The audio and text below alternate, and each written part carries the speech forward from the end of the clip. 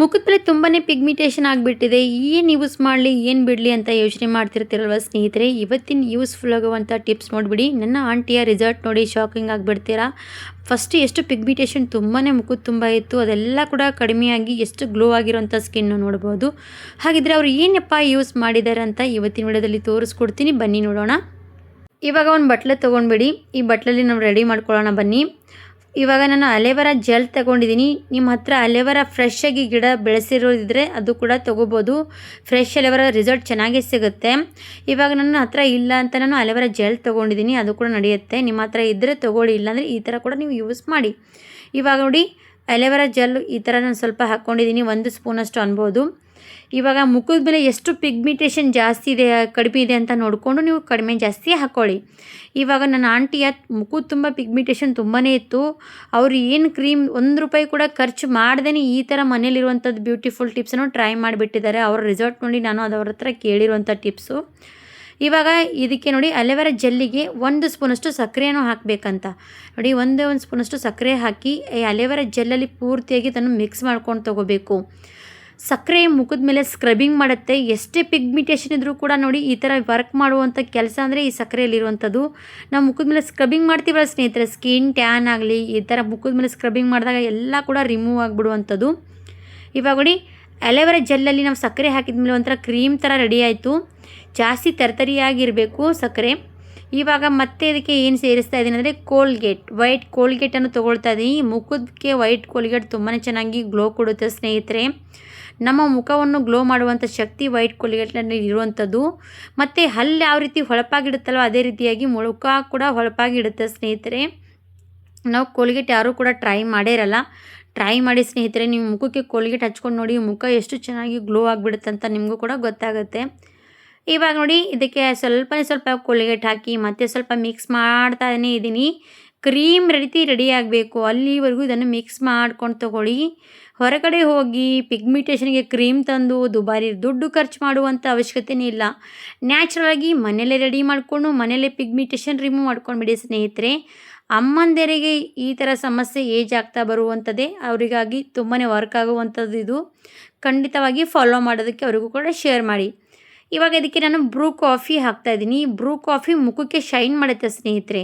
ಮುಖದ ಮೇಲೆ ನೋಡಿ ಈ ಪಿಗ್ಮಿಟೇಷನ್ ಇದ್ದಾಗ ಒಂಥರ ಆಯ್ಲಿ ಸ್ಕಿನ್ ಕಾಣಿಸುತ್ತೆ. ಪಿಗ್ಮಿಟೇಷನ್ ಇದ್ದಾಗ ಒಂಥರ ಮುಖ ಅಸಹ್ಯವಾಗಿ ಕಾಣಿಸುತ್ತೆ. ಆ ರೀತಿ ಇದ್ದಾಗ ನಾವು ಎಲ್ಲಿ ಹೊರಗಡೆ ಹೋಗೋಕ್ಕೂ ಕೂಡ ಆಗಲ್ಲ. ಆವಾಗ ನಾವು ಈ ಥರ ಇರುವಂಥ ಈ ಕ್ರೀಮನ್ನು ಟ್ರೈ ಮಾಡಿದ್ರೆ ಸಾಕು, ಮುಖಕ್ಕೆ ಒಂಥರ ಶೈನ್ ಬರುತ್ತೆ. ಪಿಗ್ಮಿಟೇಷನ್ ಎಲ್ಲ ಕೂಡ ರಿಮೂವ್ ಆಗ್ತಾ ಹೋಗುತ್ತೆ. ಮುಖದ ಮೇಲೆ ಶೈನ್ ಇದ್ದಾಗ ಪಿಗ್ಮಿಟೇಷನ್ ಕೂಡ ಕಾಣಿಸೋದಿಲ್ಲ ಸ್ನೇಹಿತರೆ. ಹಾಗಾಗಿ ಈ ಥರ ನಾವು ಕ್ರೀಮನ್ನು ರೆಡಿ ಮಾಡಿ ಮನೇಲಿ ಹಚ್ತಾ ಇರಬೇಕು. ಆವಾಗ ನಮ್ಮ ರಿಸಲ್ಟ್ ನ್ಯಾಚುರಲಾಗಿ ಪರ್ಮನೆಂಟಾಗಿ ಸಿಗ್ತಾ ಹೋಗುತ್ತೆ. ಯಾಕಂದರೆ ನ್ಯಾಚುರಲ್ ಆಗಿರೋ ರಿಸಲ್ಟು ಪರ್ಮನೆಂಟಾಗಿ ನಮಗೆ ಎಲ್ಲ ಕೂಡ ಕಡಿಮೆ ಆಗ್ತಾ ಹೋಗುತ್ತೆ. ಹಾಗಾಗಿ ಈ ಥರ ನೀವು ವರ್ಕ್ ಮಾಡುವಂಥ ರಿಸಲ್ಟ್ ಖಂಡಿತವಾಗಿ ಫಾಲೋ ಮಾಡ್ತಾ ಹೋಗಿ.